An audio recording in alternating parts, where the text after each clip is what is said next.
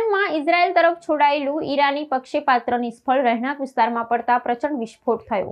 ઈરાનની રાજધાની તેહરાનમાં સ્થિત મેહરાબાદ આંતરરાષ્ટ્રીય વિમાનમથક નજીકથી ઇઝરાયલ તરફ છોડવામાં આવેલું એક પ્રક્ષેપાસ્ત્ર ઉડાન ભર્યાની ગણતરીની મિનિટોમાં જ નિષ્ફળ ગયું હતું। આ શક્તિશાળી શસ્ત્ર હવામાં જ ફાટવાને બદલે નજીકના એક ગીચ રહેણાંક વિસ્તારમાં જઈને ખાબક્યું હતું, જેને કારણે જોરદાર વિસ્ફોટ થયો હતો। આ અકસ્માતને પગલે સ્થાનિક વસાહતોમાં ભારે નાસભાગ મચી ગઈ હતી અને અનેક મકાનોને નુકસાન પહોંચ્યું હોવાની પ્રાથમિક માહિતી મળી રહી છે। લશ્કરી વિશ્લેષકોના જણાવ્યા અનુસાર આ પ્રક્ષેપાસ્ત્રની તકનીકી ખામી પાછળના કારણોની તપાસ કરવામાં આવી રહી છે।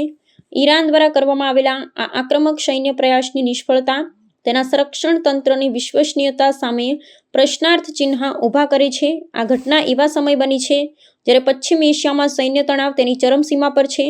નિષ્ણાંતો માને છે કે રહેણાંક વિસ્તારમાં થયેલો આ વિસ્ફોટ નાગરિકોની સુરક્ષા માટે મોટો ખતરો સાબિત થયો છે અને તેનાથી આંતરરાષ્ટ્રીય સ્તરે ઈરાનની ટીકા થઈ રહી છે।